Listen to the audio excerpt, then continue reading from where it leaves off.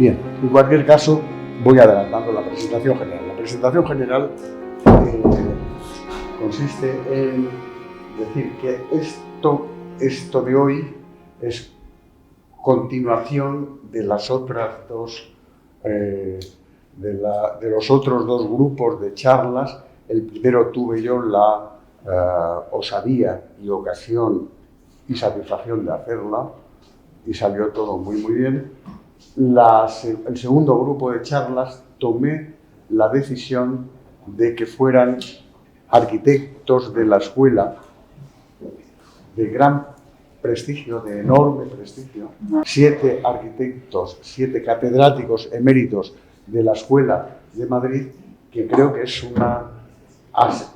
fue una ocasión, si alzo un poco más la voz, fue una ocasión estupenda de reunirles y que ya se encerraba dentro algo que tengo in pectore, que lo que a mí me gustaría, y me gustaría no es fácil, como algunos de los inspectores lo saben bien, por razones diversas, es que estos 7 catedráticos eméritos y estos 7 catedráticos en activo, pues tendrían que estar en la academia por méritos propios.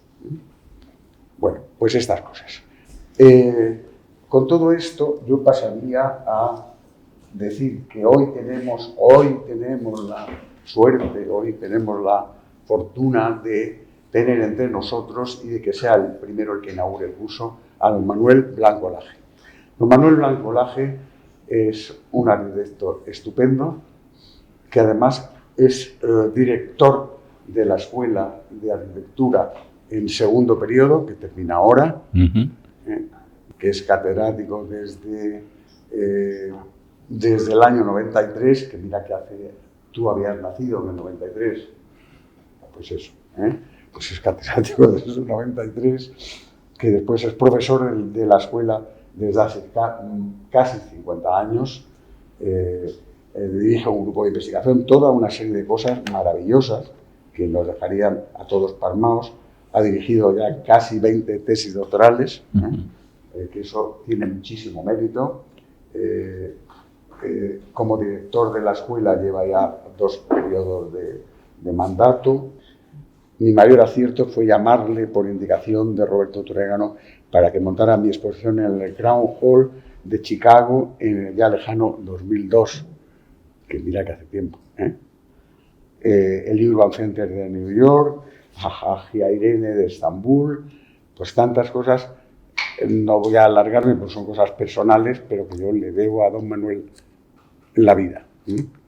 Y para terminar, y termino con este trozo de un filósofo, iba a decir filósofo poeta, que era Ortega. Lo titula Marco, traje y adorno, que parece que hubiera sido escrito para don Manuel Blanco. El marco no atrae sobre sí la mirada. La prueba es sencilla. Repase cada cual, está hablando Ortega, repase cada cual sus recuerdos de los cuadros que mejor conoce y advertirá que no se acuerda de los marcos donde viven alojados y sigue la asociación de marco y cuadro, no es accidental. El uno necesita del otro y todavía más, la relación entre uno y otro es, pues, esencial y no fortuita, y el acento no se acentúa a sí mismo, más claro hablo, como todo Ortega, sino a la letra bajo él. Pues así querría también yo que estas palabras que ahora enmarcan la figura de don Manuel Blanco pongan en valor una labor tan ejemplar. Muchas gracias. Alberto, no sé cómo darte las gracias por haber organizado este ciclo y por haberme invitado en este tercer ciclo a inaugurarlo. Y además es en una simetría muy bonita con Emilio terminando y yo empezando, y probablemente los dos hablando desde perspectivas muy distintas de lo que es para mí uno de los edificios más importantes de nuestra ciudad y de lo que contiene. Quiero agradecerle al secretario perpetuo de la Academia, a José Ramón Espinar, el estar aquí y la hospitalidad de la Academia siempre con la escuela. La medalla de honor de la Academia la tenemos, la medalla de oro de la Academia la tenemos en nuestro corazón. Y a todos ustedes por venir un miércoles a las 10 de la mañana, lo que es bastante complicado con las agendas de todos. Tengo que confesar que no tenía ni la menor idea de lo que Alberto iba a contar hoy, de lo que Alberto iba a decir hoy, pero sí que me asaltó el viernes pasado diciendo, dame un título. Le dije, vale, me lo pienso y te lo digo. No, no, dame un título ahora mismo. Y cambié el título que estaba haciendo de museografía de la Galería de las Colecciones Reales a Colecciones Reales construyendo un relato con arquitectura. Y en ese mismo momento, como se pueden imaginar, mi fin de semana cambió porque tuve que cambiar directamente toda la conferencia o toda la lección que iba a dar. Porque ya no estaba hablando solamente de lo que habíamos hecho en Colecciones Reales, sino que estaba hablando al mismo tiempo de cómo se construye un relato con arquitectura. ¿Qué es lo que he estado haciendo a lo largo de mi vida? Y para no extenderme e irme al siglo pasado, he empezado directamente hablando de cosas que hemos hecho, que he hecho en lo que va de siglo. Y me gustaría empezar con una imagen. Y me gustaría empezar con algo que Alberto ha citado. A mí Alberto me llama de pronto, de un día para otro, y me plantea, me han pedido una exposición en el Crown Hall y querría que la diseñaras tú. Esa exposición en el Crown Hall, todos ustedes lo saben, es el edificio cumbre en Chicago de Mies van der Rohe, la magnífica escuela de arquitectura al mismo tiempo, y el relato que había que construir ahí, lo que había que contar ahí, fundamentalmente no era solamente las imágenes icónicas de la obra de Alberto, que si nos ponemos a verlas nos extenderíamos muchísimo, sino contar que Campo Baeza estaba en Mies van der Rohe. Contar que en la fachada del Crown Hall asomaba la obra de Alberto y etiquetar el edificio de Mies, con la obra de él, con el nombre de él y con alguna de sus obras, como la Casa Gaspar, apareciendo dentro de ella. Cuando comisariamos una exposición, cuando diseñamos, yo siempre pienso que tiene que haber una similaridad de estructura, que lo que tenemos en la cabeza, lo que estamos contando, la arquitectura, el diseño de lo que hacemos, tiene que seguirlo y tiene que ser exactamente lo mismo. Esta exposición viajó muchísimo, estuvo en Nueva York, estuvo en el Urban Center de Nueva York, justo detrás de la Catedral de San Patricio, pero estuvo también en un sitio muy especial donde me colocaron un problema complicado. La exposición se fue a Vicenza, se fue a la Basílica de Vicenza. Una exposición que además en Vicenza pretendían que la montara Alberto. Alberto pretendía que lo hiciera yo y yo eso lo descubrí estando en mitad del edificio.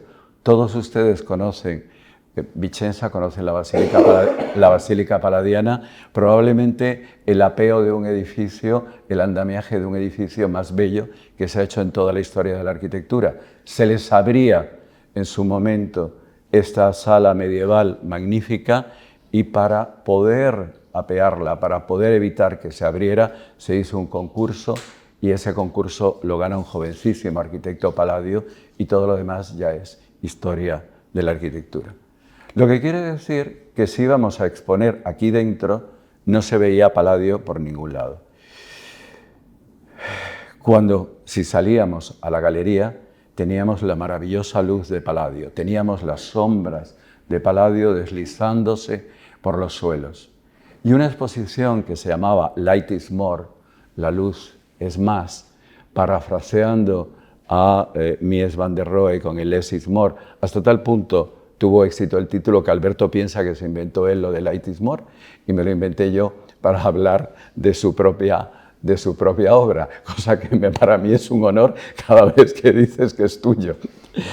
Esa luz de Palladio y la luz de Alberto había que confrontarlas en ese tema de la exposición, Para poderlo hacer era muy fácil. Se abrían las ventanas, se colocaba una gran veladura sobre ellas y ya desaparecían las imágenes de los arcos apuntados medievales y entraban solamente los fragmentos de la luz de Palladio dentro del edificio. Confrontábamos también con una proyección virtual de las serlianas. Solamente se le llama motivos palladianos cuando se habla en inglés, que es como le llaman los ingleses, mientras que tanto los españoles como los italianos le llamamos serlianas, que es donde apareció por primera vez y donde aprendimos de Serlio a utilizarlas, inclusive el mismo Palladio. Y aparecían las serlianas deslizándose sobre el suelo de la basílica, tocando inclusive la imagen del arquitecto. Confrontábamos también la luz de Alberto. Alberto diseña con luz. La luz es su material de construcción y la luz en la Caja General de Granada es maravillosa y hace esta especie de lluvia, este impluvium de luz. Cogíamos el movimiento de esa luz sobre las paredes de Granada. Un día de cada semana del año lo reducíamos a 1 minuto y teníamos un vídeo de 52 minutos, casi 1 hora, que proyectábamos sobre un muro de oro. Venecia, Vicenza es la ciudad del oro italiana, el altar de Vicenza es la Pala d'Oro. Entrábamos por esa puerta que se recortaba en el muro, con lo cual no lo veíamos, veíamos la exposición y cuando nos volteábamos, nos encontrábamos con todo este juego de manchas proyectadas. Después de eso ya era imposible ir prácticamente a ningún sitio mejor. El sitio evidentemente era Estambul y era irnos a una basílica bizantina en Estambul, irnos a Hagia Irene, puesto que Santa Sofía con su andamio eterno era absolutamente imposible de ocupar, puesto que el andamio lo tendríamos, y era un andamio político, como todos ustedes saben, para evitar que se terminara convirtiendo de nuevo en una mezquita. En Hagia Irene aparecía lo antiguo y lo nuevo, y ustedes pensarán que es simplemente una exposición colocada en Hagia Irene. No, lo que están viendo en esta estupenda foto es directamente Hagia Irene iluminada, Hagia Irene tocada para que se viera el marco, ese marco que Alberto dice que no existe, que se viera ese marco dentro de toda la exposición. Aquí era la propia arquitectura, de la misma manera que el Crown Hall, el que hacía no solamente de marco, sino de referente y de contraste con la obra del arquitecto. No sabía que ibas a hablar hasta de Tokio. A continuación, los japoneses nos pidieron que esta exposición fuera a Japón. Evidentemente, la exposición ya se había desmontado, ya se había deshecho. De nuevo era Alberto el que se suponía que la iba a hacer y cuando me dirigí al estudio de Alberto para decirle a los japoneses que era maravilloso que la hiciera Alberto, y ya estoy contando cosas muy personales, tuve que hacer una parada técnica en mi acupuntor. Tenían que arreglarme, tenían que hacerme una puesta a punto. Y mientras me ponían las agujas, tuve de pronto un sueño y vi un árbol maravilloso con hojas otoñales que se reflejaba sobre un estanque que era el del Retiro. Y de pronto dije, tenemos la exposición. La exposición se convirtió entre el sueño de ese árbol y se convirtió entre la belleza de los japoneses yendo a ver la floración de los cerezos. Esto es, la imagen era un árbol hecho con los proyectos de Alberto. Cada rama era un proyecto, cada dibujo era una de las hojas de ese árbol. Sobre un paisaje suyo, el paisaje de la Casa Guerrero, de tal forma que nos podía permitir seguir toda su obra, una detrás de otra. A los pies de ese árbol había un estanque con las imágenes, un estanque digital que terminaba saliendo al exterior con el propio nombre y marcado arriba de nuevo, en el piso de arriba del que ya no voy a hablar, con esa luna roja o ese sol naciente japonés. Estábamos en el paisaje del árbol de la creación, el paisaje de su propia obra. Yo siempre he creído que tenemos que contar las cosas de una forma directa, no para arquitectos, no para arquitectas, sino que lo entendamos absolutamente todos. Estábamos en la Bienal, como Alberto ha dicho, en la Bienal de Venecia, y en la Bienal de Venecia me encargan hacer el pabellón de España. Estábamos hablando del 2006, en la Bienal del 2006, y mi propuesta al gobierno español es hacer un pabellón solo de mujeres. Hacer un pabellón en el que haya 100 mujeres contando cómo intervienen y construyen la ciudad. No solamente arquitectas. Para mí lo transgresor del pabellón no es que fueran mujeres, eso me parecía completamente normal. Lo que me parecía más transgresor es que intervinieran gentes de todo tipo, que intervinieran directoras de museos, que intervinieran mi kiosquera, que interviniera una conductora de metro, que interviniera una librera, que interviniera una gran fotógrafa, que intervinieran toda la gente que construye nuestra ciudad, que la fabrican, que intervienen en ella, y de la reina abajo todas. La reina Sofía en aquel momento también era una de las mujeres del pabellón. Todas estaban sentadas a tamaño real, con su propia altura, mirándote y contando lo que hacían. Y lo que hacían te lo mostraban delante de ellas y al mismo tiempo su trabajo las respaldaba por detrás y aparecía en mitad de todas estas especies de sillas. Como ven, jugamos con los elementos, jugamos con que el diseño cuente una historia, con que el diseño cuente un relato. Jugamos cuando me piden hacer de comisario artístico. Yo le llamo comisario artístico cuando intervengo junto a un gran especialista en un tema. Esto es, yo no soy el especialista científico del tema, y aquí hay alguien maravilloso como es Carmen Cayetano, antigua directora del Archivo de la Villa de Madrid, con la que no he traído, Carmen, no me he dado cuenta y no he traído madrid.doc. Pero cuando intervengo con un gran especialista, siempre quiero tener al mismo tiempo la forma de poder contar las cosas y eso que a mí me han contado. No estoy hablando de un diseño, estoy hablando mucho más de una instalación.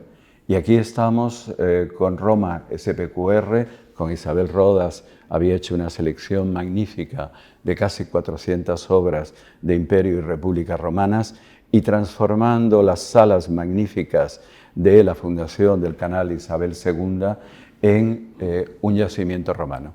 Estábamos haciendo un Moneo al revés, estábamos dándole la vuelta a Mérida. Moneo sobre las ruinas de Mérida implanta su edificio, yo sobre el edificio implanto las ruinas romanas para poder acudir. Evidentemente con imágenes sacadas de Piranesi, con imágenes sacadas de todos los tratados y jugando a construir esta especie de campo marcio con muchísimo cuidado en el que aparecían todas las piezas colocadas. Como se pueden imaginar, el número de cosas siempre es muy grande. Alberto ha hablado de Irene, de una amiga queridísima, y esta exposición siguiente sale pues por culpa de ella. A Irene Papas le dan en Ostia Antica el Gran Premio Italiano y me pide que la acompañe. Y justo 2 minutos antes de que empiece el acto e Irene vaya a intervenir, la directora de la Pinacoteca Nacional Griega me pide, por favor, que quiere que haga para ellos una exposición. Yo había hecho para ellos anteriormente 2 cosas. Había hecho el siglo de Picasso, que era la exposición con que la reina Sofía llegaba a Atenas en su primera visita oficial como reina de España, y los griegos tenían que elegir quién diseñaba la exposición comisariada por María José Salazar, con la dirección de Juan Manuel Bonet en aquel momento en el Reina Sofía. La elección de los griegos era yo, porque acababa de hacer para ellos también una exposición gigante sobre Calatrava que dio origen a los Juegos Olímpicos en Atenas de Calatrava. Marina Lambraki me pide una exposición sobre España el día que, que se acaba de inaugurar prácticamente la exposición del MoMA, y al mismo tiempo que se acaba de inaugurar mi pabellón en la Bienal de Venecia. ¿Qué hacer que sea completamente distinto? Y entonces dije, bueno, de acuerdo, hay que traer arquitectura de todo el país, hay que mostrar cómo toda la arquitectura en España es magnífica, no solamente en Madrid y en Barcelona, sino en todas partes. Hay que mostrar arquitectura de dentro de... Hagamos una ciudad llamada España. Y una ciudad llamada España fue la exposición que sirvió primero para Atenas y después para Moscú en el año en que España tenía la presidencia de la Unión Europea. Y se convirtió en el propio mapa de España construido como si fuera una exposición, de tal manera que ese mapa de cristal con maquetas de todas partes y con un vuelo digital que íbamos de Atenas a España y el mapa se transformaba, servía también para otra cosa, para que la reina Sofía hiciera, acompañada del presidente de Grecia, lo que se llamaba un Royal Progress, lo que se llamaba el paseo real a través de todo su país y presumiendo de todo lo que había dentro del país y poderle enseñar absolutamente a todos. Alberto, me acompañaste, no sabía que ibas a hablar también de eso. O sea, el texto que has dicho hoy era como si lo hubiera estado leyendo yo y lo hubiera estado ilustrando desde el origen. Siempre he creído en las sincronicidades junguianas, pero hasta este punto no me había pasado en muy pocas veces. He tenido siempre la osadía de meterme en muchos campos, no solamente en el campo de la arquitectura, sino también en el campo de las artes plásticas. En algún momento he tenido la suerte de que me consultaran en el momento en que una de las grandes fotógrafas de este país, de las grandes artistas, Isabel Muñoz, emprendía un trabajo con El País y con UNICEF. Y el trabajo era hacer una serie de fotografías sobre niños, sobre la infancia, explicando el estado de la infancia en todo el mundo. Tuve la suerte de participar en el proyecto con Isabel desde el inicio para poderlo transformar en una exposición y la suerte de poder pedirle a Isabel, que es la reina del fragmento, hazme también, por favor, fotos de niños enteros. Quiero que la exposición sea los niños de pie hablando con la gente, los niños de pie estableciendo un bonding y contando sus propias historias. La exposición empezó en CaixaForum en Barcelona, se llenó todo CaixaForum hasta los tejados de niños fotografiados por Isabel de todo el mundo. Lo tuvimos después en CaixaForum Madrid, probablemente estableció el récord de visitas, creo que nunca ha tenido tantas visitas a una exposición de CaixaForum en Madrid, prácticamente 400.000, y ocupamos además toda la planta baja, toda esa parte que hace el edificio singular. Porque CaixaForum, el espacio de verdad de la singularidad, es esa subida aparente del edificio levitando dentro del aire y lo llenamos de gente. Invadimos el patio herreriano, invadimos el Guggenheim después. Y era un relato en el que lo que se construía era con imágenes. La arquitectura eran simplemente las imágenes en el aire de niños de pie, de niños y de niñas de pie, que se llamó precisamente por eso infancia. Y se llamó infancia para poderlo suplir. Cuando se hace el aniversario del Auditorio Nacional de García de Paredes, los 25 años del Auditorio Nacional, y se me llama con un presupuesto cortísimo para poder hacer la exposición del aniversario, la decisión es muy fácil. La decisión es construyamos una orquesta y que el público visite en los intervalos, en los entreactos, una orquesta. Y una orquesta con todos los atriles de todas las orquestas españolas, de tal forma que sean un homenaje al propio auditorio. Le pedimos a todas las orquestas españolas un atril de su propiedad en préstamo durante el montaje.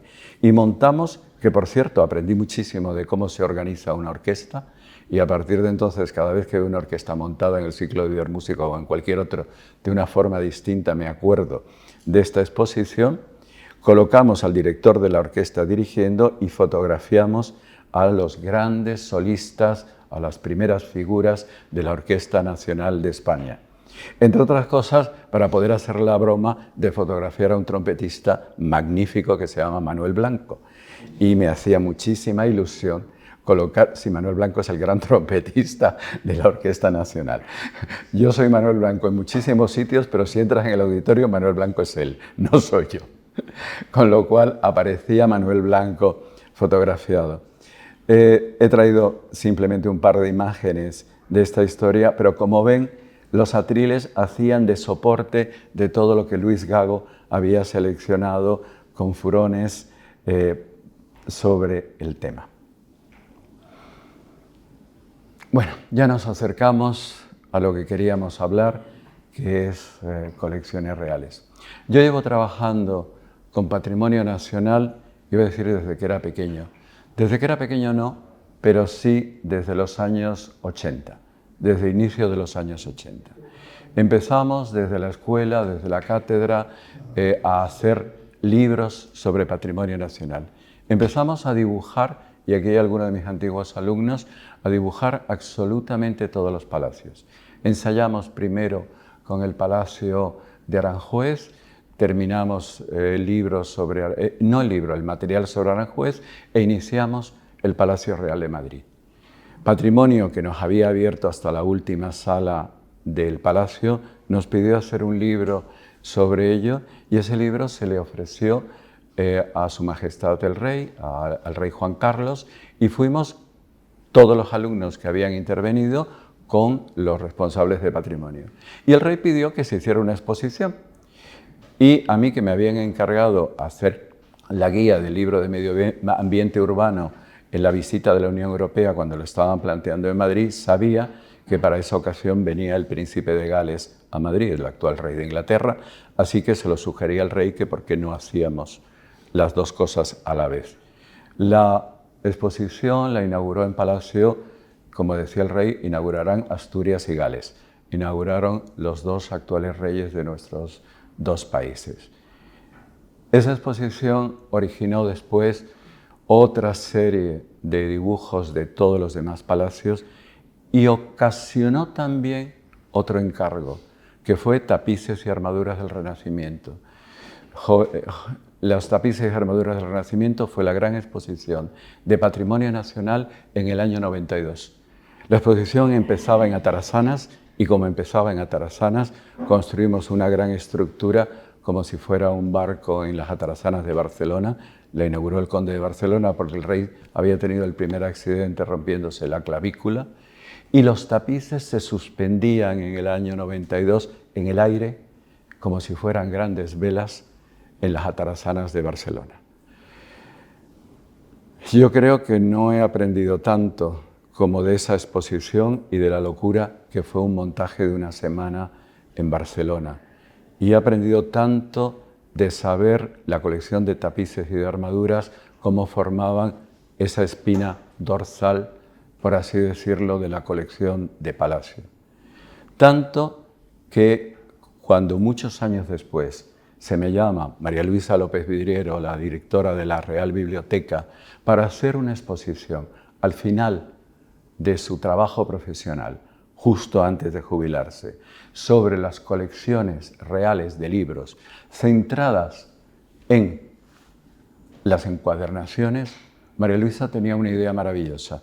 María Luisa te explicaba cómo el lenguaje de la corte es el mismo para todo y cómo los temas que aparecen en las encuadernaciones aparecen en todas las otras cosas que tiene que ver las colecciones reales.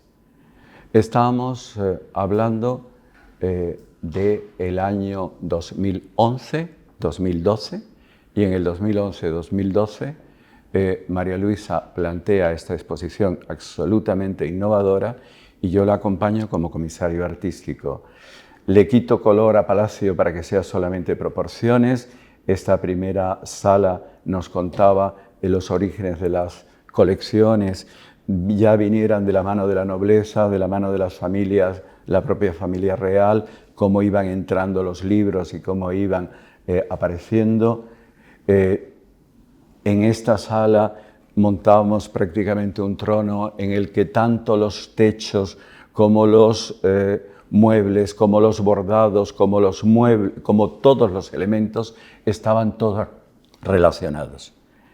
Y dentro de todo este juego, con una vitrina circular que mostraba como una colección de guías, el lujo de Palacio y de las encuadernaciones es que para cualquier elemento teníamos 50, 100 piezas y un libro colocado siempre de la misma manera, pero con esta vitrina flotando dentro del aire nos aparecía, o en esta que con una serie de tronos de cristal transparentes íbamos colocando reinado a reinado cómo eran las encuadernaciones y otros elementos ligados a él.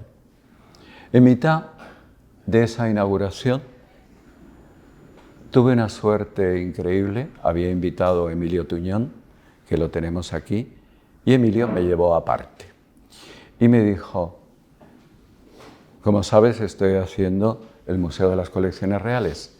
Si me dejan elegir quién quiero que haga la museografía, me gustaría que la hicieras tú.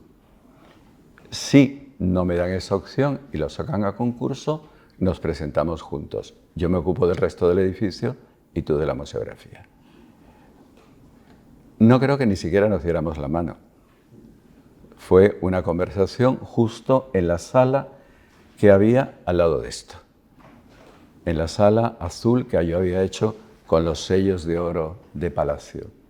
Yo, que siempre quise haber hecho esa museografía y que en su momento estuve a punto de hacerla en tiempos de Julio Laguardia, de gerente de Palacio, pero Julio se murió y hicieron otros la armería, me había quedado con esa historia dentro de la cabeza. Y mantuvimos esa conversación. Emilio me fue contando poco a poco lo que iba pasando. Y lo que iba pasando mientras se terminaba uno de los edificios para mí más importantes que hay en esta ciudad.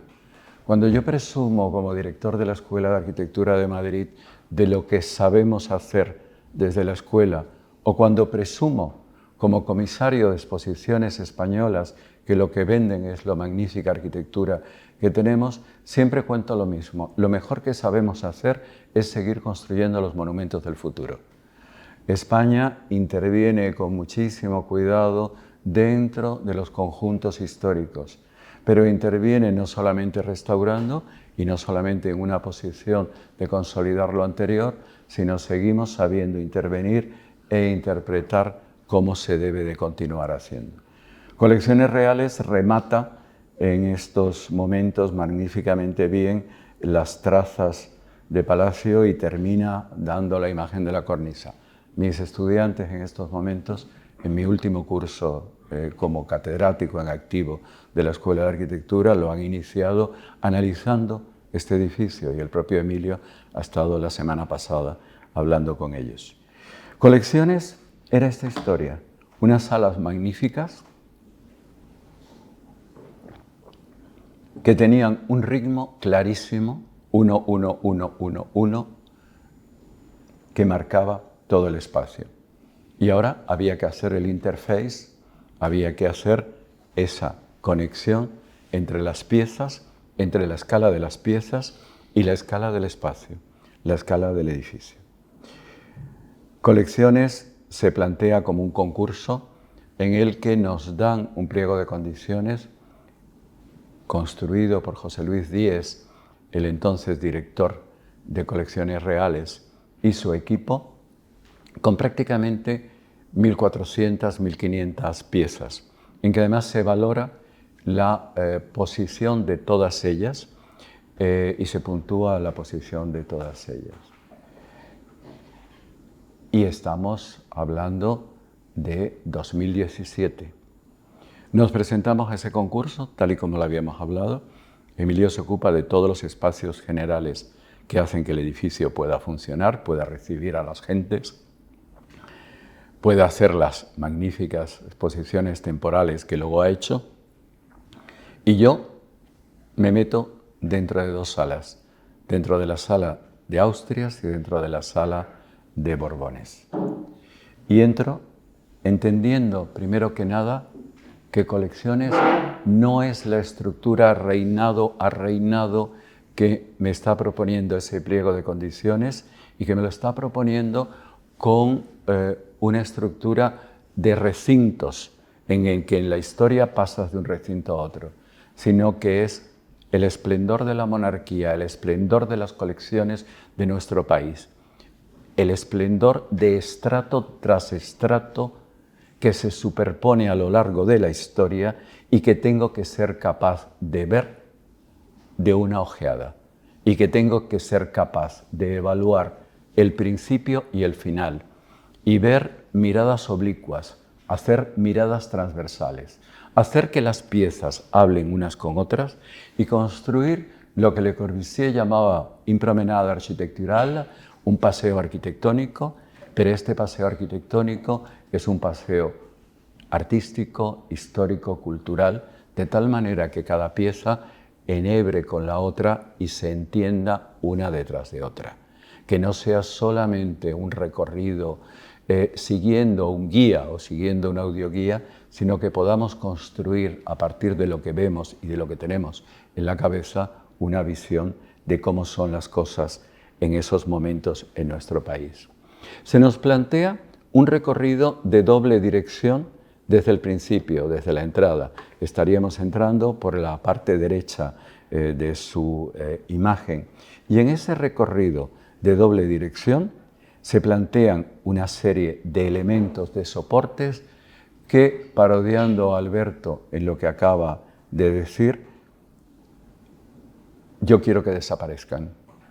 Quiero que solamente se vean las piezas y no se vean lo que yo he construido dentro. Que se vea el edificio marcando el ritmo, el espacio magnífico que marca todo esto y que el recorrido sea un recorrido que sigue el ritmo de las piezas y las piezas con sus distintos tamaños puedan ir subiendo, bajando, puedan ir vibrando y puedan ir rompiendo las cosas. Ese cuelgue en las atarazanas de Barcelona de piezas en el 92 y a continuación en el 93 en el Palacio de Velázquez de Madrid con los tapices suspendidos de los techos de Velázquez Bosco directamente a través con una serie de pasarelas. Aquí aparece como los tapices marcando una sucesión y marcando los recintos. ¿Por qué marcando los recintos? Porque esa era su misión. Desde los Trastamara, que estamos empezando este momento de los Austrias, hasta el final de los Austrias, los tapices han ido marcando los espacios reales en unos edificios sucesivos en el que se ocupaba primero una corte itinerante, lo primero que aparecía era el tapicero, adecuando para las necesidades reales el espacio, cubriendo de tapices las paredes. En Palacio todavía sigue habiendo el refrán, después del tapicero el rey. Y el después del tapicero el rey es que entraba primero el tapicero. Entraba primero el tapicero y construía el espacio con los propios tapices. Entendámonos también en criterios de sostenibilidad. Aislaba con los tapices del frío, de la humedad, los espacios. Los tapices servían también como elemento acústico de absorción de lo que había. Esto hace que tenemos la mejor colección de tapices del mundo. Esto hace también que tenemos la mejor colección de armaduras del mundo, que era la gran tecnología, y hasta tal punto Felipe II, el gran coleccionista, tiene claro esas dos colecciones que en su testamento dice expresamente que se puede vender, empeñar, hacer lo que sea con cualquier parte de sus colecciones, excepto con los tapices y con las armaduras. Y que cuando cualquier museo del mundo tiene una pieza perteneciente a la colección española, ha sido robada, excepto en la Armería Imperial de Viena, porque en la Armería Imperial tuvieron un emperador coleccionista obsesivo de piezas y la Casa Real Española alguna le regaló. Pero estamos en las cortesías entre las casas. Lo primero que se entiende en el proyecto que se presenta es que se tiene que ver a través. Estamos viendo el inicio en Reyes Católicos y estamos viendo al final el carruaje negro de tiempos de Carlos II. Estamos viendo el momento del inicio que va a dar inicio a la dinastía y estamos viendo su final al mismo tiempo. Y estamos viendo cómo los estratos de tapices se suceden en una gran enfilade, terminando con armaduras del imperio. Estamos viendo cómo esa espina central se abre, pero también sube y baja, porque eso nos va a permitir deshacerla. Y ese deshacerlo está también jugado con la textura con la que hemos intervenido. Una textura que probablemente fue una de las mayores campos de batalla con todo el equipo de conservadores y con la dirección de Palacio, porque no entendían por qué yo quería una textura de madera. La textura de madera con una veladura blanca era fundamental en este proyecto porque vibra. La gran fortuna de las pinturas industriales es que son homogéneas y eso es precisamente el gran peligro de las pinturas industriales. Miren las paredes que nos rodean. Este color ocre puede con todo, mientras que si estuviéramos en pinturas remotas no había forma de construir un pigmento tan grande que no estuviera vibrando porque tenía calidades distintas y sus propias imperfecciones hacía que la pared desapareciera y no tuviera este peso. Pero le coloquemos el color que le coloquemos, así sea blanco, la presencia del plano sólido, de color sólido, es tan fuerte que se hubiera llevado por delante las piezas que teníamos en medio. La gran escala la daba el edificio de Tuñón y Mansilla. La textura de hormigón con un tableado lujosísimo, porque lo hicieron con tablas, directamente horizontal, daba una textura de hormigón, a ver si se ve, a toda la sala. Yo le contraponía una textura vertical de madera random que vibraba y que nos permitía hacer que los muros desaparecieran de una forma grande. Jugábamos también al Vizconde de Mediado de Italo Calvino. Las armaduras eran los personajes. Las armaduras eran los caracteres. Esto para mí no es el Capacete hecho en Calatayud de Fernando el Católico, sino para mí es Fernando el Católico. Y Fernando el Católico tiene que estar en un sitio en el que prácticamente no se le vea más que a él. La vitrina tenía que desaparecer. Para eso se hace un diseño cuidadosísimo en que los materiales no se ven, en que es solamente cristal y no hay ningún elemento vertical que lo sostenga.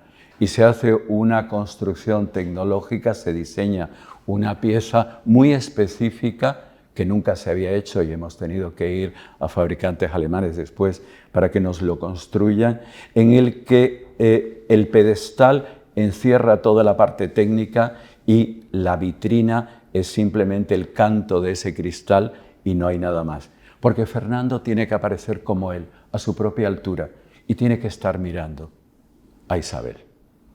A Isabel en ese retrato de Juan de Juanes. Isabel está mirando a Fernando en esta eternidad del museo y está mirando a través de él también al políptico de Juan de Juanes que la ha acompañado toda su vida.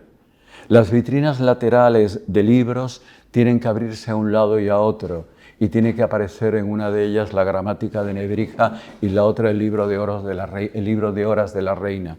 Porque tengamos en cuenta que las piezas de esta colección, de este museo, mi intención no era que se viera como objetos a ser examinados en un museo, sino como portales hacia otro tiempo, hacia otras gentes, hacia una parte de nuestra historia.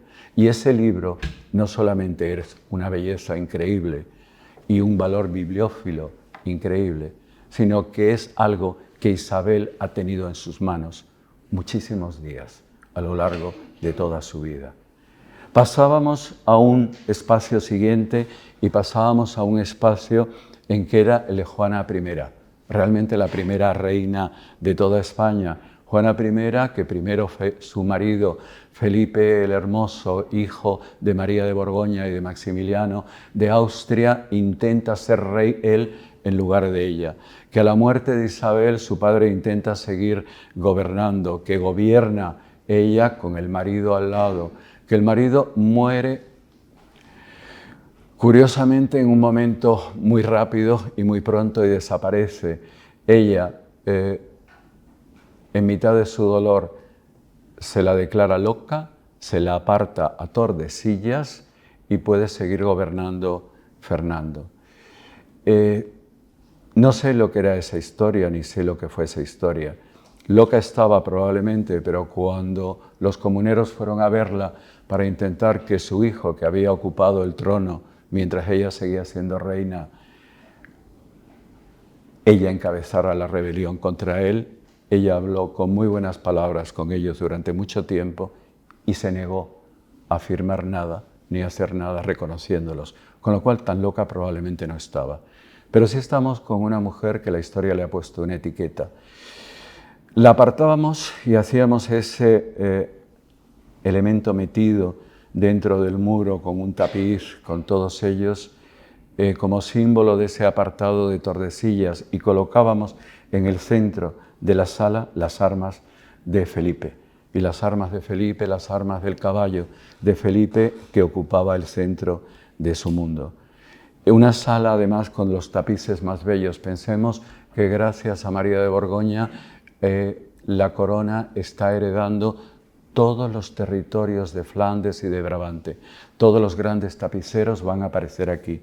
El tapiz del fondo es el tapiz de oro, hecho con hilo de oro. El de la izquierda tiene todos los emblemas de la Casa de Borgoña. Tiene el toisón de oro que sale precisamente de la condecoración de la casa. Tiene el árbol de Josafat.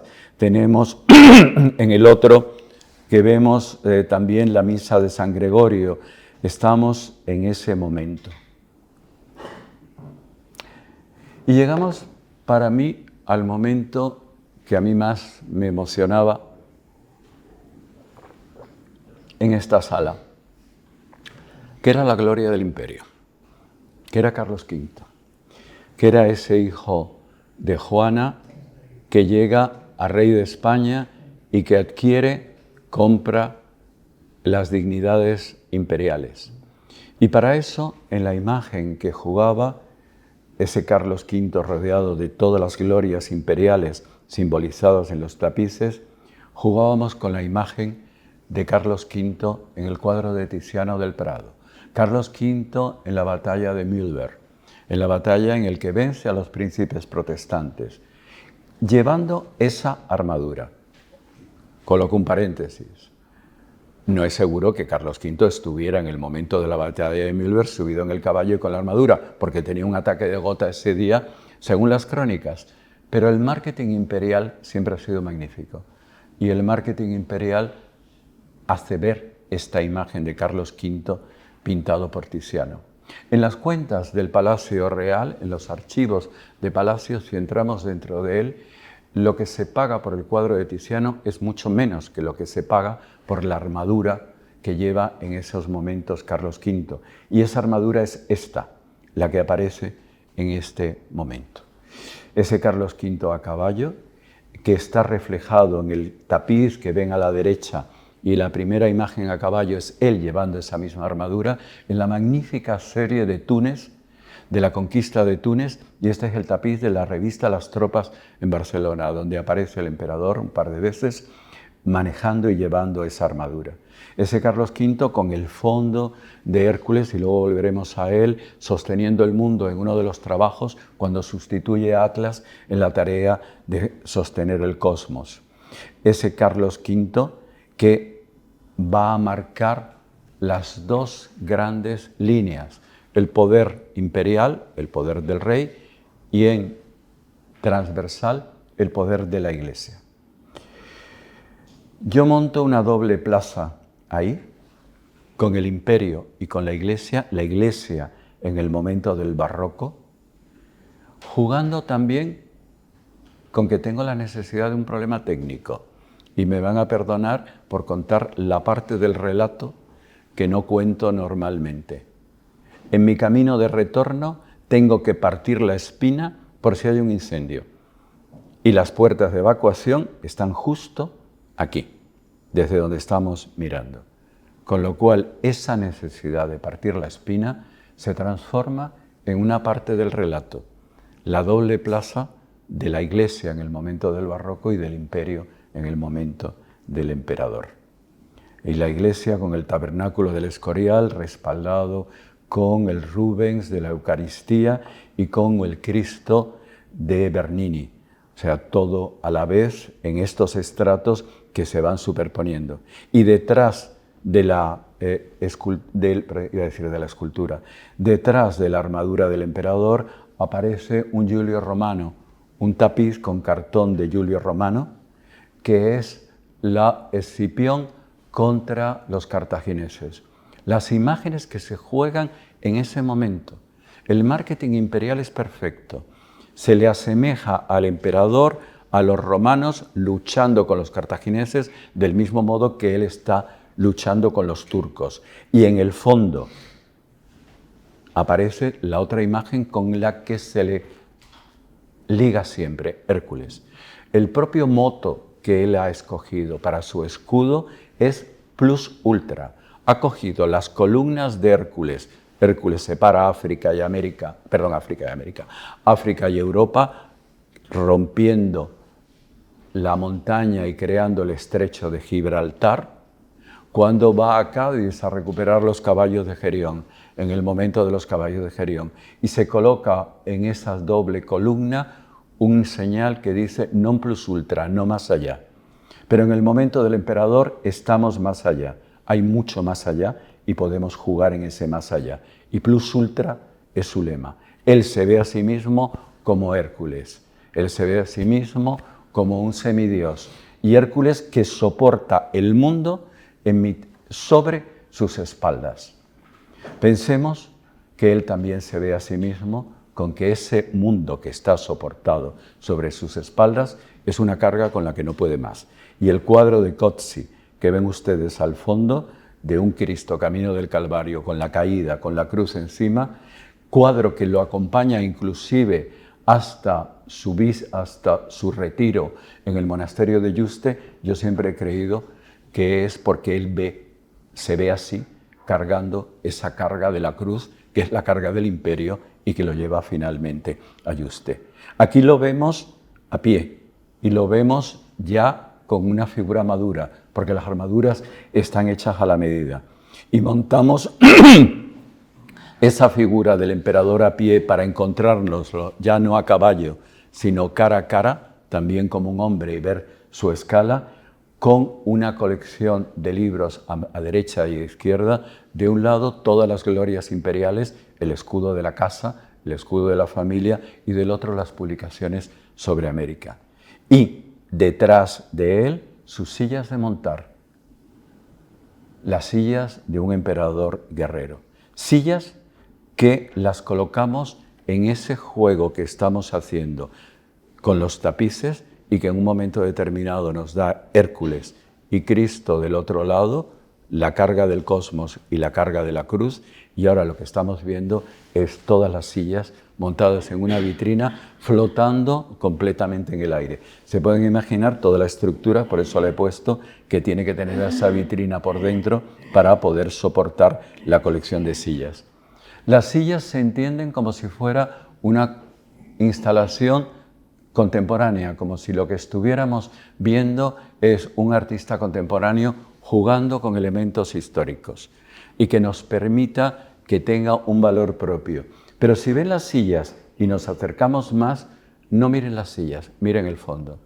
Estamos usando también esta vitrina para tener un espejo negro, y un espejo negro que nos transparente de nuevo el aire de la sala, y que en vez de ser un muro, estemos viendo muros como si continuara directamente nuestra perspectiva y nos veamos nosotros mismos reflejados dentro de ese espejo en el que estamos viendo las piezas.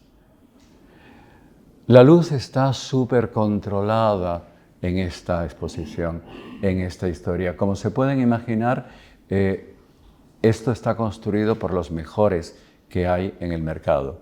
Enti y todos los equipos de Enti han conseguido que esto se pueda realizar. Tony, que es el que hizo la iluminación conmigo, es absolutamente maravilloso.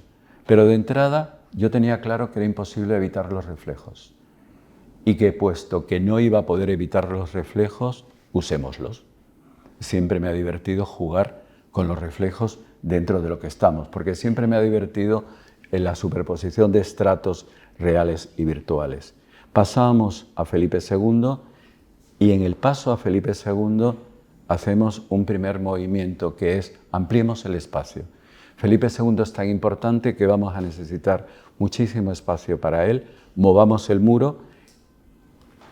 La estatua de Pompeyo Leoni y las propias sillas distraen a la gente que ni se entera de que eso ha sido hecho. Y entramos y nos encontramos una armadura de justa magnífica de Felipe II rodeado de 3 de los tapices más bellos. El tapiz de la serie de Bertugno visitando a Pomona, probablemente no hay una representación más bella en todo el Renacimiento de lo que es los espacios in between, como si decimos ahora, entre el palacio y la naturaleza, entre todos los estratos en este mundo lleno de estratos que estamos viendo, todos los estratos que se superponen en ese jardín en el que los dioses se visitan unos a otros. Y a la derecha tenemos también una de las imágenes renacentistas más bellas de una ciudad ideal. Un tapiz en el que hay una ciudad ideal renacentista detrás de un edículo creado por emparrados, como si fuera el antecedente de un loggia directamente dentro de esa imagen. Muy poco después de la inauguración de la galería, se me llamó porque había que incorporar una pieza nueva. Nos prestaba nos prestaba el Museo de Bellas Artes de Bilbao, un cuadro magnífico de Antonio Moro, que es la representación de la majestad real de Felipe II, pero no cuando era rey de España, sino cuando era rey de Inglaterra. El momento en que se casa con María Tudor, y esa representación real que luego ha sido canónica para muchísimos. Teníamos que representarlo y que se viera que era un préstamo y que se viera que era distinto. Y se construyó todo este artificio en torno a él. Felipe II, evidentemente, lo vamos a centrar en el Escorial. Y para eso hemos movido este muro. Y para eso vamos a crear esa U central del Escorial, que es una grandísima vitrina en el que van apareciendo todo tipo de objetos y de elementos que entran en el Escorial y que va coordinando y va haciendo el corazón de su centro. No solamente hace la misma operación que luego Juscelino Kubitschek le copia con Brasilia, esto es, me llevo la capital a un sitio donde yo soy el dueño y señor y no tengo todos los lobbies de la aristocracia y de la iglesia manejando a la población, sino que soy yo el único amo. Kubitschek se lo copiará posteriormente con la fundación de Brasilia y hará la misma operación desplazándola de Río de Janeiro allí, sino que luego hace el punto siguiente. Y ahora creo yo el centro del mundo y creo el Escorial. El Escorial va a aparecer rodeado de toda una serie de tapices que hablan del Arca de la Alianza y de una serie de elementos, el de la derecha estupendo de Rafael Sanzio, y va a aparecer rodeado de elementos preciosos de relicarios pertenecientes a Isabel Clara Eugenia o pertenecientes a los distintos monasterios. Y va a aparecer como ese compendio de cosas, de elementos en el que tenemos, como ven, a un lado libros, en el otro lado objetos, los dibujos y los planos o los cuadros de Durero que ahora acaban de ser sustituidos, que estaban en la propia habitación. No voy a hablar del Escorial aquí, ni tampoco mucho del cuadro del Greco de la alegoría de la Santa Liga que aparece, porque Felipe II tenía que estar en el centro de esta U. A un lado y a otro, la sección de esa vitrina nos permite tener toda la colección de libros. Piensen que esas piezas de vitrina que están viendo son 4 metros de elementos que suben neumáticamente para poder entrar y sacar los libros, pero que está contando en sección exactamente todo lo que tiene a un lado y a otro. y tiene libros, tiene las cerraduras, tiene arriba los planos del monasterio, tiene los cuadros, tiene a un lado y a otro todo tipo de elementos. Felipe II, que tiene claro que le gusta un Rafael Sanzio que tiene enfrente, no le gusta el Greco. No le gusta el Greco porque probablemente viene de una tradición distinta a la suya. El Greco es un bizantino pasado renacentista, mientras que toda la cultura clásica nuestra no arrancaba desde ese lado. También pienso que la elección de marketing del Greco, de cómo representa a las figuras reales en esa alegoría de la Santa Liga, con un Felipe II, por muy lujoso que lo ponga vestido de negro, y luego hablaremos de eso, está de rodillas, mientras que don Juan de Austria aparece triunfante, de pie y con un postureo maravilloso. No tengo nada claro que al rey le gustara esa justaposición en el cuadro, con lo cual el Greco no entendió perfectamente qué era lo que se estaba cocinando en ese momento. En los laterales, en uno de los laterales, creamos un relicario muy especial, creamos un montaje muy especial en torno al dibujo que ven ustedes en la parte baja, las trazas del Escorial de Juan de Herrera. Los dibujos de Juan de Herrera del Escorial, que están en la biblioteca de Palacio, aquí aparece uno, con lo cual, con los dibujos de Francesco de Urbino creados para el techo de la capilla, de la habitación del prior del Escorial, y con el antiguo retablo portátil del emperador transformado por los plateros de Felipe II, se crea un gran relicario en torno a esta figura. Del otro lado, elementos de América o colección al final, desde el espinario a una silla romana, una silla china, perdóneme. Como ven, ese elemento, esa U, forma parte de ese centro. Están viendo en azul lo que son vitrinas guardadas. Del mismo modo que en el Escorial la iglesia y la casa del rey se superponen, si tenemos el rey a un lado, en el otro lado tenemos a la iglesia. Y si tenemos a la iglesia con las vestiduras magníficas eclesiásticas de la basílica, jugamos de nuevo con los reflejos y sobre ellas aparece la mancha del reflejo de este magnífico Tiziano, también del Escorial.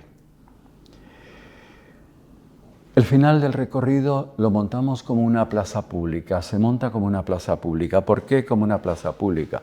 Porque hay que incluir, entre otras cosas, una fuente maravillosa, la Fuente del Águila, la fuente que estaba en el pabellón de Felipe II en la Casa de Campo, que por cierto se está restaurando ahora, y que después se mueve al Escorial y que después llega a los jardines de Palacio. Por el camino pierde el águila que la coronaba. Yo sospecho dónde ha podido terminar ese águila, porque un águila es en determinados años de nuestro país un elemento muy gustoso, por decirlo de alguna manera.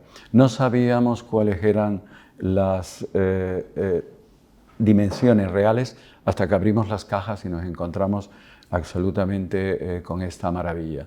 Para poderla colocar tuvimos que contar con la ayuda de Emilio y de su equipo para que nos explicara exactamente si las vigas podían soportar o no podían soportar el peso puntual, sobre todo del elemento central, que muy gustosamente nos dijeron que sí. Espero que dure mucho lo de que lo pueda soportar. Empezábamos con Felipe III y yo tenía muy claro que la imagen de Felipe III tenía que aparecer a caballo como si fuera la estatua que está en la Plaza Mayor de Madrid.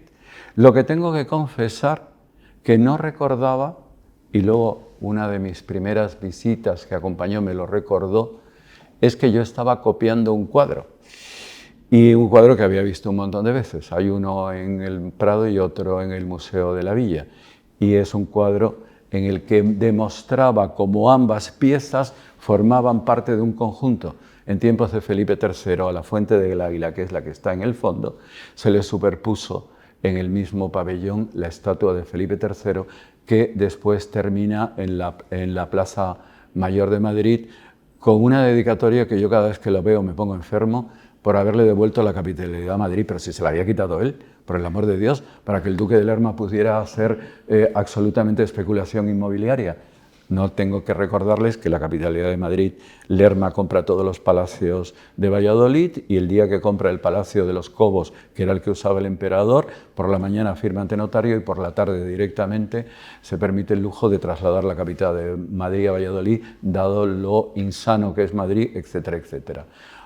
Vende todo, 5 años después ha comprado todo Madrid, que ha caído económicamente el real estate en Madrid, y repite la operación y vuelve. Claro, termina teniendo que comprar un capelo cardenalicio para que no le hagan nada al cambio de reinado.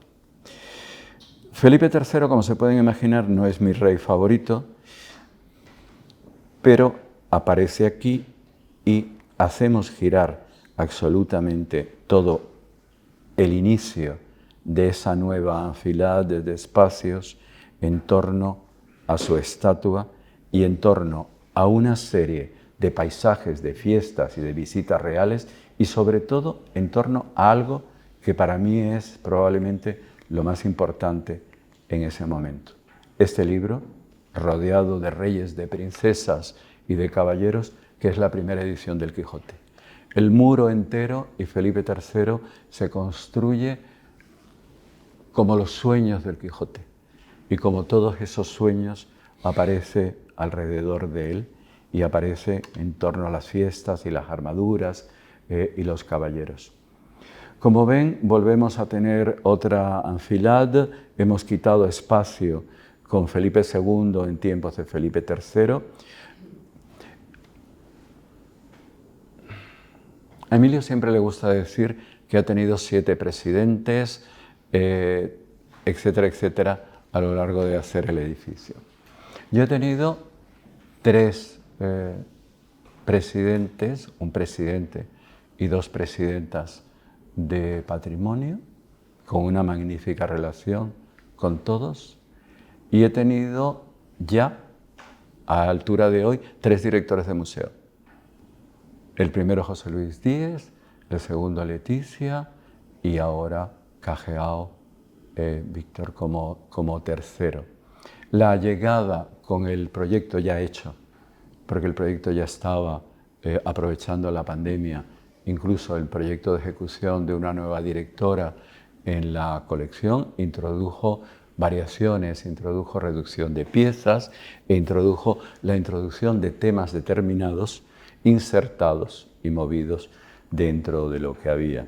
Y así que la colección de tapices de Rubens que jugaban con las columnas de Churriguera, de pronto se creó una sala nueva y también se incorpora en mitad de este recorrido de reinados una serie de vitrinas para dedicarlas a las otras cortes, las cortes femeninas, a los monasterios, a los conventos donde las hermanas, tías, antiguas emperatrices vivían y a los elementos que las rodeaban. Y aquí los ven, la solución que le damos justamente a esto. Felipe IV va a entrar con pintura y va a terminar con pintura.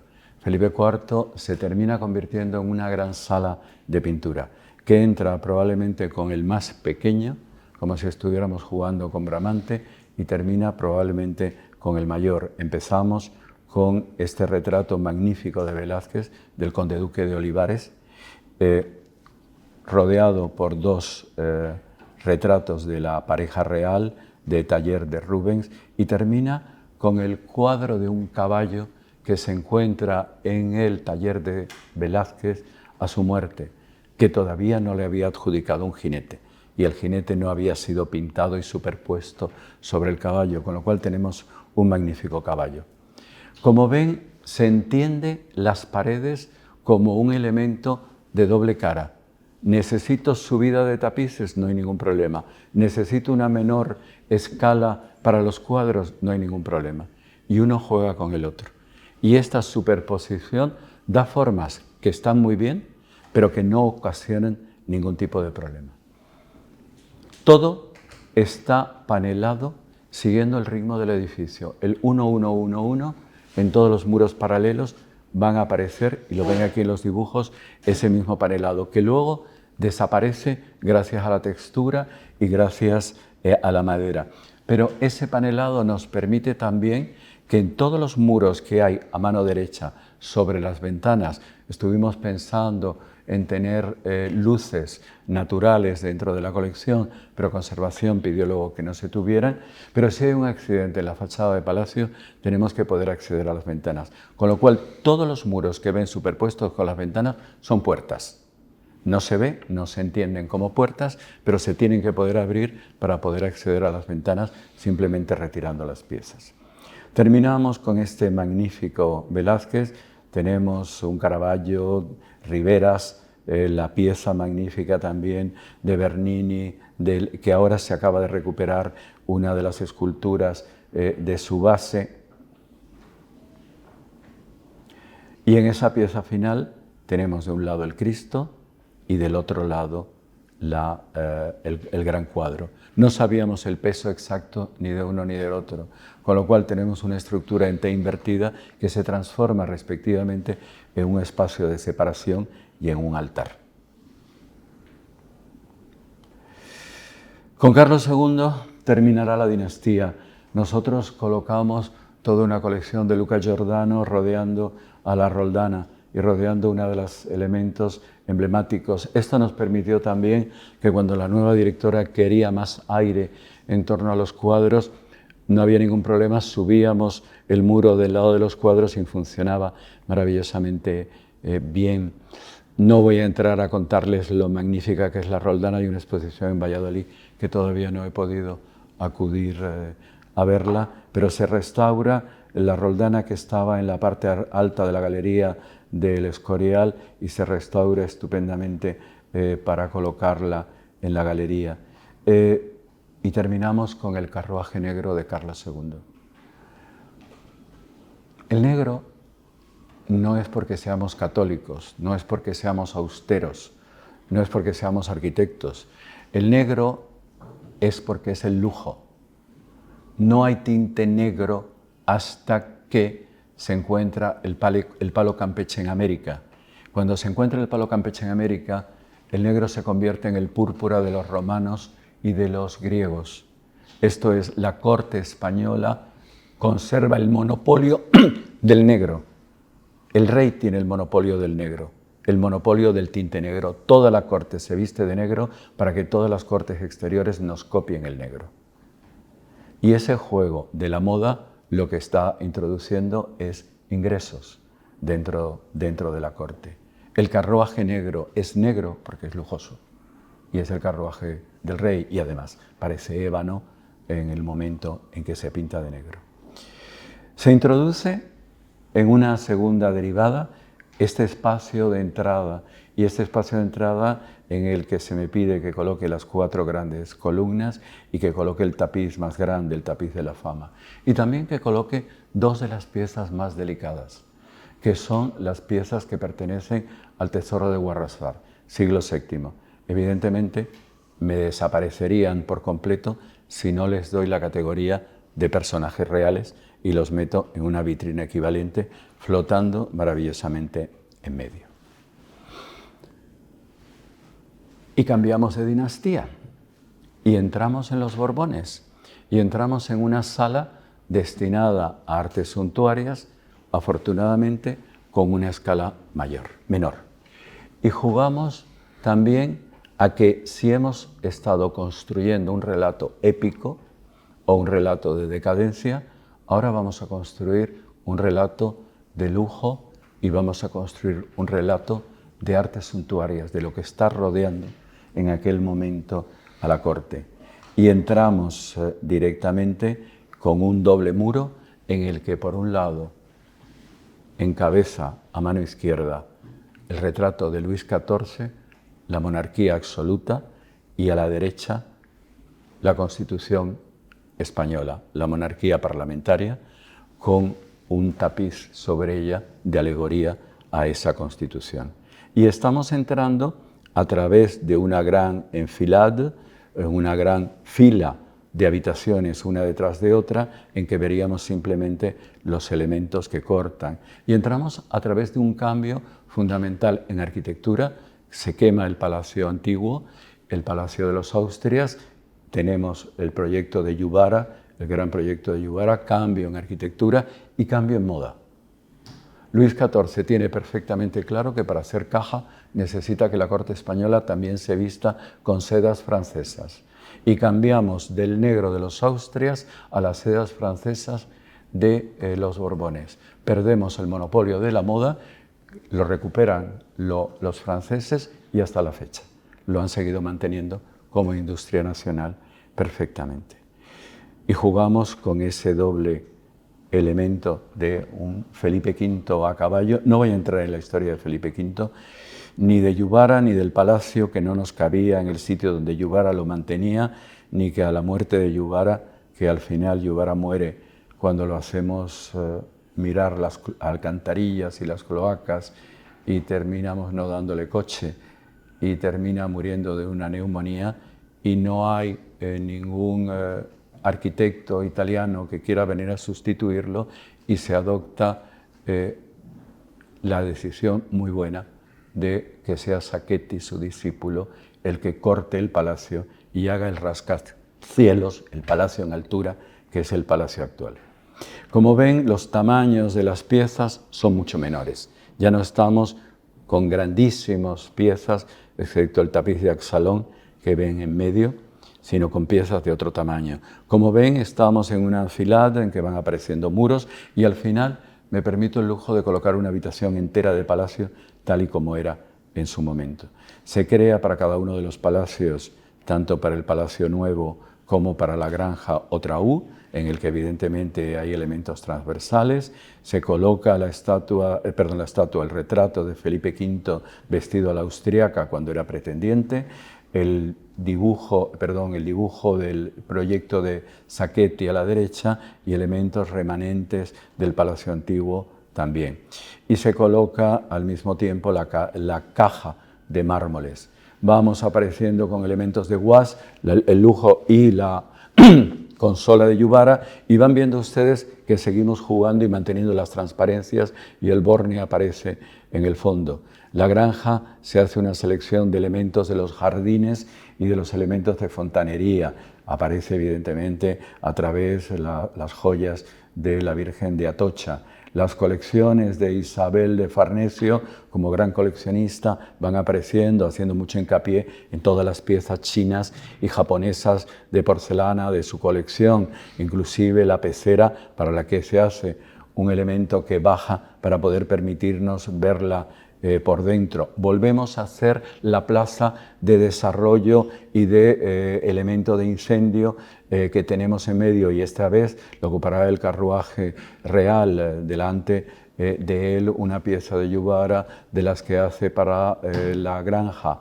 Entramos en un Fernando VI en el que después de muchos cambios en las distintas habitaciones optamos por una solución de habitación panorama amplia en la que el muro cuenta todas las posibilidades, mantener los cuadros, muebles, vitrinas intermedias, grandes tapices, todas las posibilidades que en un muro de un museo pueden permitir mostrar.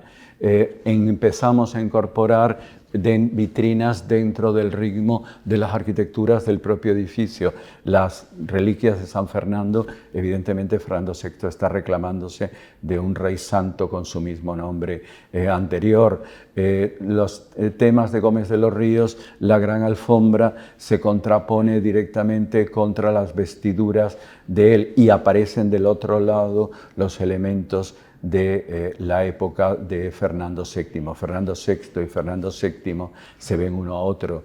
Nos aparece por el otro lado el gran tapiz de Axalón de Corrado ya V, que como evidentemente no nos va a caber en una sala menor, se adopta una solución tradicional de patrimonio de girarlo arriba y que nos envuelva, que funciona estupendamente. Entramos en un Carlos III camino de Italia y todas las glorias de ese Carlos III que con los pactos de familia se ha convertido en rey de Nápoles, y entramos directamente a la habitación de Carlos III.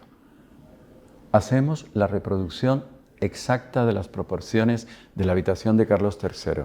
Incluimos sus textiles e incluimos las obras de un pintor, origen de esta academia de Mengs, y las obras de Mengs en las sobrepuertas en su sitio, sobre las puertas que ocupaba, perdón, he hecho algo mal, que ocupaba dentro de la habitación. Los textiles de Carlos III se podrán comparar con los textiles de Carlos IV, vistos desde el otro en el otro lado a través. En un primer momento íbamos a tener aquí la cama mortuoria de Carlos III y al final dirección tomó la decisión de colocar el cuadro de Mengs en préstamo a patrimonio del rey y una capa de la Orden de Carlos III perteneciente probablemente a Fernando VII. Pero los cuadros de Mengs que hay en las paredes son exactamente tal y como él los tenía montados dentro de su habitación. Como ven, transformamos parte de las puertas de su habitación en vitrinas para albergar otros objetos. Y terminamos al final con todas las industrias del lujo. Terminamos con una doble vitrina que habla de las grandes fábricas, pero habla también de las obras de Gasparini, de los elementos de Mengs sobre ellas, que nos permiten ver también lo que está pasando en Carlos IV, y se crean estas dos vitrinas inmensas, probablemente las más grandes en un museo existente ahora, sin una estructura metálica afuera, solamente de cristal, solamente de vidrio, con una serie de trucos de qué puertas se abren y qué no, y cómo funciona, para qué funcione, para colocar las obras de todas las grandes fábricas y de todas las reales fábricas, y que esto puede ir rotando muy fácilmente y que pueda ir sustituyéndose. Jugamos a crear ese muro, y esta es probablemente la primera, sí, la creación de un recinto dentro del otro espacio, pero que, como ven, sigue siendo la estructura del edificio la que manda, la que está imponiendo los ritmos. Yo siempre termino contando que al final lo que estamos haciendo es el bolero de Ravel. Tuñón y Mansilla dan el ritmo y nosotros damos la melodía. Y estamos superponiendo ese ritmo y esa melodía en una única pieza. Entramos en ese muro a través y a Carlos IV, y como ven hay ese juego entre un lado y otro, y como un espacio pulsa sobre el otro a través del Museo de la Música, de los elementos musicales. Los Stradivari no están aquí, siguen en su habitación de palacio. Y tenemos esa estructura de grandes salones ya para rematar. El primero con el centro, con el dessert de Aranjuez, el dessert de la mesa de Aranjuez, y rodeado de elementos de Goya, rodeado de tapices y de cuadros de Goya, en el que además nos permitimos las aperturas para poder comparar a Mengs y a Goya, para poder ver en una misma imagen uno y el otro, a un lado y a otro del dessert, marcando directamente los Goyas. Dos de los 4 Goyas que estaban en la antecámara de Gasparini de Palacio, si bien solamente 2 de ellos, los que permanecen, son los que estaban antiguamente dentro de ella.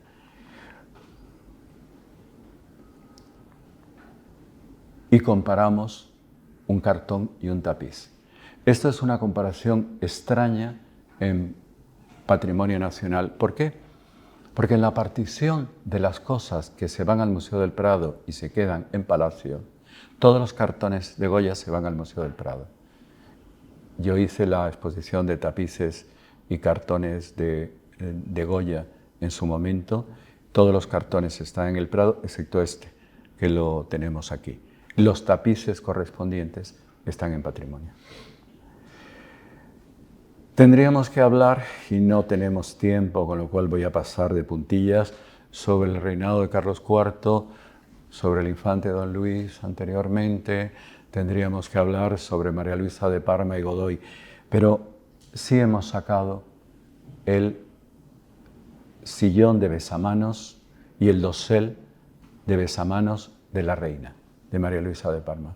Estaba colocado en la habitación del eje de la actual plaza de Oriente, o sea, en el eje transversal de Palacio con respecto al Salón del Trono. La importancia del aparataje explica perfectamente cuál era la importancia estructural en aquel momento de la reina en el gobierno de la nación. Enfrente de él, los tapices viajeros tapices encargados por Carlos IV, se fue el tejedor al exilio con él y luego Fernando VII no se los quería comprar. Finalmente los compró y están hechos para Aranjuez. Y aquí los tienen, bellísimos. El estado de conservación de los textiles de Patrimonio Nacional es absolutamente increíble. Tenemos probablemente de las mejores colecciones de textiles del mundo, cosa que no es nada fácil, ojo. Y en esa colección perfectamente conservada hemos intentado desplegar tantos y cuantos hemos podido dentro de todo el montaje.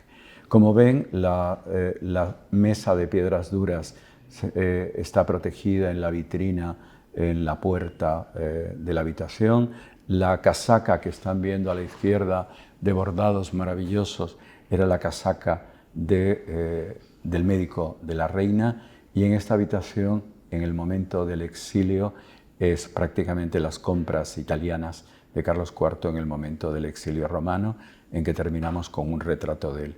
Y pasamos a Fernando VII, que no es exactamente santo de mi devoción, pero que está estructurado el espacio en torno a los grandes elementos. Está estructurado en clave femenina. En un primer momento estaba con María Josefa de Nápoles, Isabel de Braganza y María Cristina, con las tres, y finalmente se ha centrado sobre todo en Isabel de Braganza, que durante su corto reinado de 3 años está en el origen del Museo del Prado. El tocador de Isabel de Braganza aparece en el centro, era una de las piezas importantes de protocolo. Todos los cuadros que ven detrás en las paredes, que en un primer momento estaban en alto porque eran sobre puertas, pertenecían a ese salón. Los muebles que están viendo y el propio retrato de ella formaban parte de ese salón de protocolo. La importancia en la corte estaba en función a que pudieras acceder o no al momento del tocado de la reina.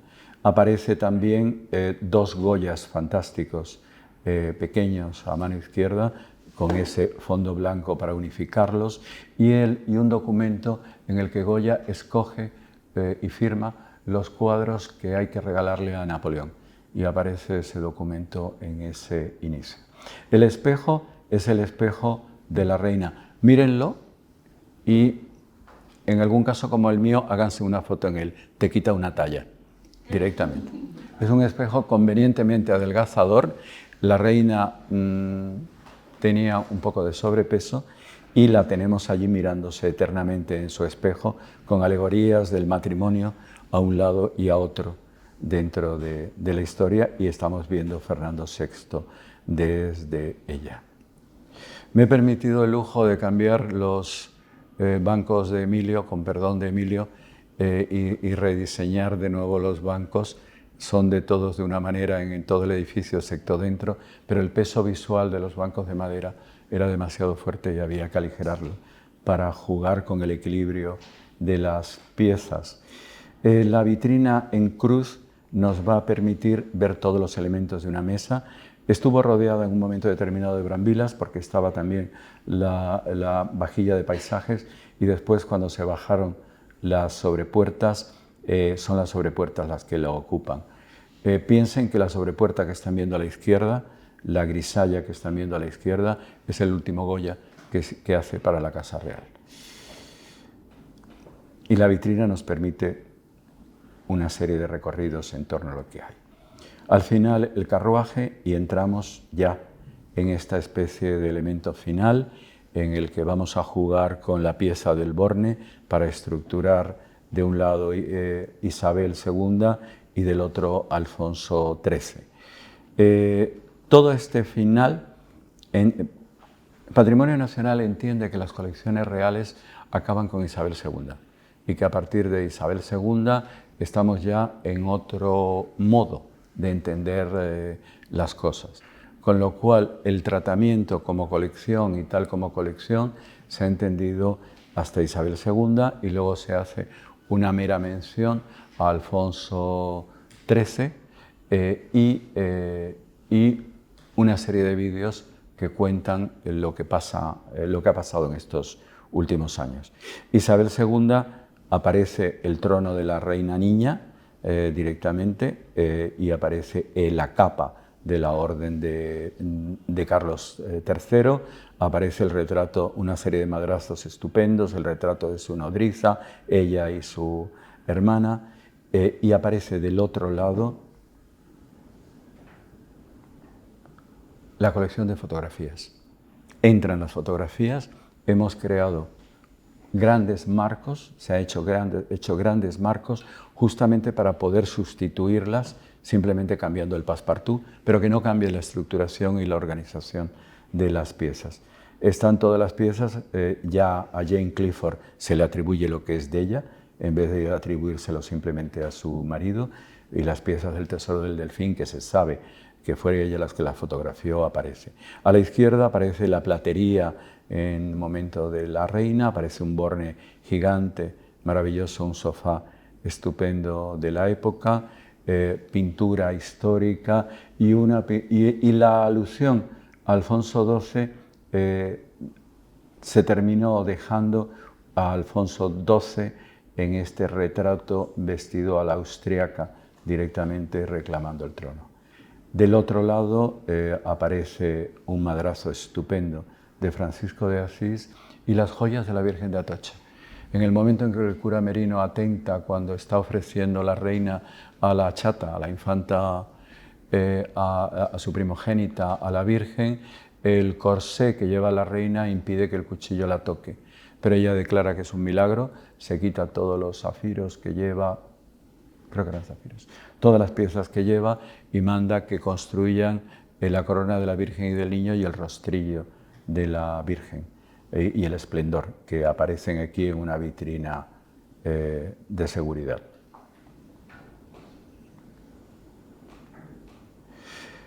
El resto de la instalación que ven se me pide que haga un soporte para un vídeo panorámico y aparece un doble vídeo panorámico.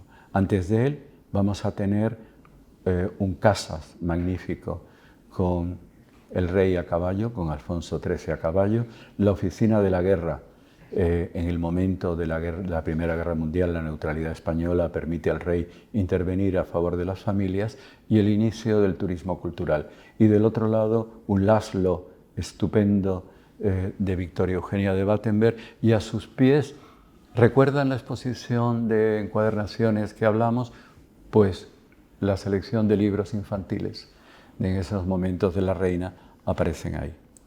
Y a continuación un soporte de vídeo a un lado y otro, en el que intervengo simplemente en fabricar ese soporte en que está contando lo que es patrimonio nacional y lo que se ha hecho en los últimos tiempos, y pasamos al final, del que sí soy responsable, que es ese entendimiento de que si hemos empezado con arquitectura, terminamos con arquitectura.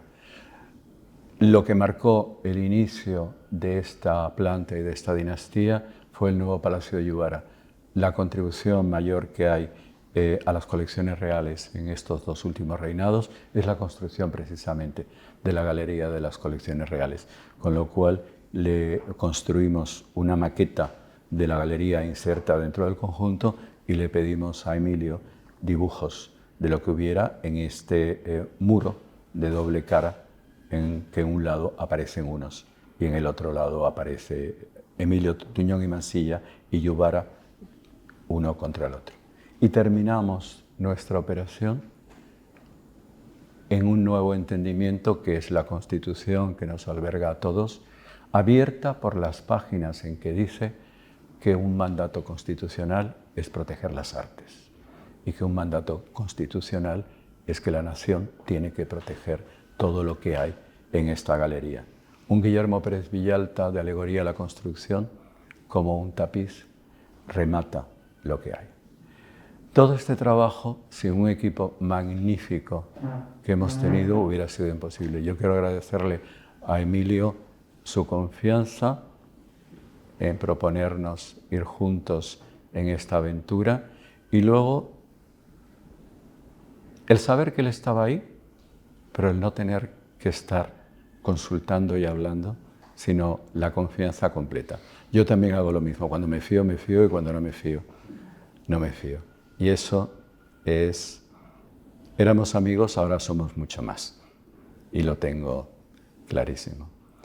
Quiero agradecerle a Patrimonio Nacional su confianza durante todos estos años, a todos y cada uno de sus responsables, en algo en que se jugaba mucho, y cómo se fuera a presentar esto y cómo se fuera a leer esto, había un interés mediático muy grande, y alguien muy especial que me ha acompañado siempre y ha trabajado codo con codo conmigo, que está aquí sentado, que es Héctor Navarro, y que ha estado conmigo en toda esta operación.